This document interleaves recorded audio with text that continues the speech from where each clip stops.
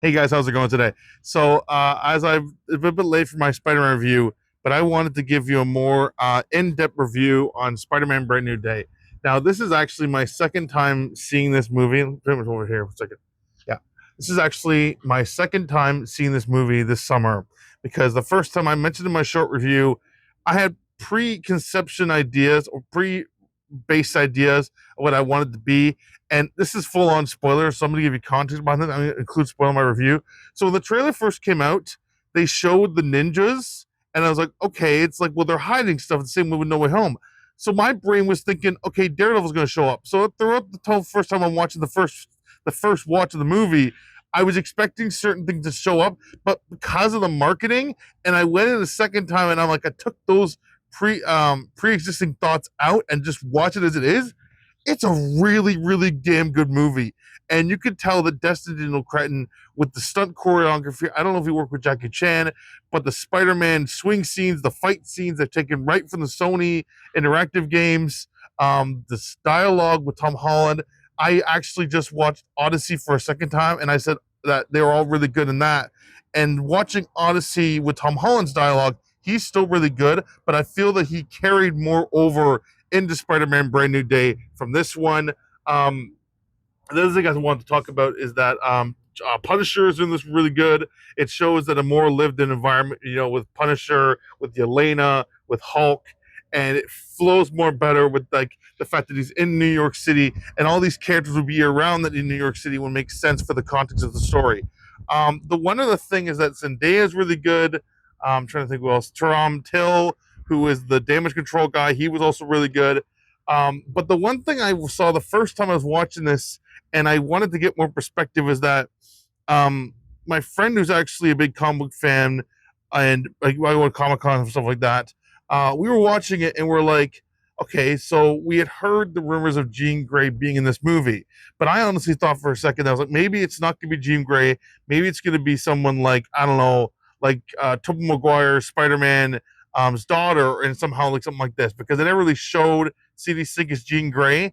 And my knowledge of Jean Grey is that they had never really shown her with those powers, right? Only Charles Xavier will be able to do that. So when I was watching it the first time, I was kept going in there. And I'm like, that doesn't make sense for Jean Grey. But as I did some more research, yes, she has that ability in the comics. I just didn't know that myself.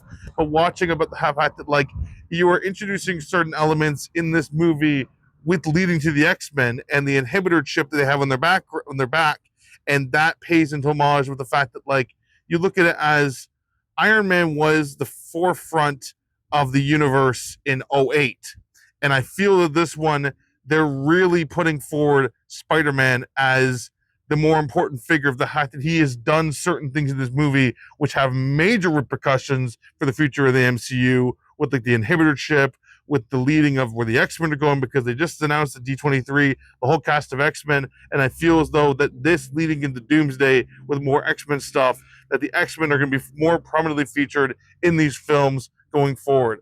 A little bit of a wrap up. The music was great. There's a great score. The dialogue, Punisher's great. The comedy's great. The action's great with Hulk. It's good to see Savage Hulk again.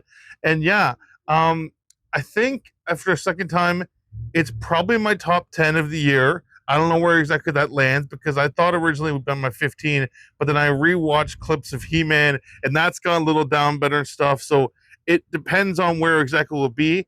It's not in my top five. It's definitely my top 10 of the year.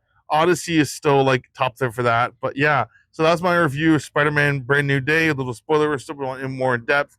But basically, yeah, I'd recommend seeing this in theaters. If you don't have the money for IMAX, maybe spend IMAX on Odyssey, because Odyssey is still really good, but Spider-Man is still worth seeing in theaters if you can, if you want.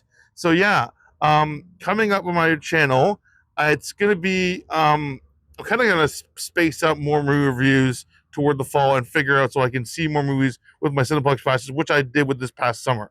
So I've got coming up, I'm gonna see Coyote versus Acme. That'll be end of August, and then in September, I'm not going to TIFF this year, but I may or may not post something related to Fan Expo. I am going one day on Fan Expo 2 weeks from now, so maybe look forward to that on my socials or YouTube or whatever. Besides from that, in October, I know I want to see Clayface, so another DC film to see where they're going from that. I want to see Street Fighter. There's a whole bunch of award stuff in the fall coming out. And then November, we've got Hexed.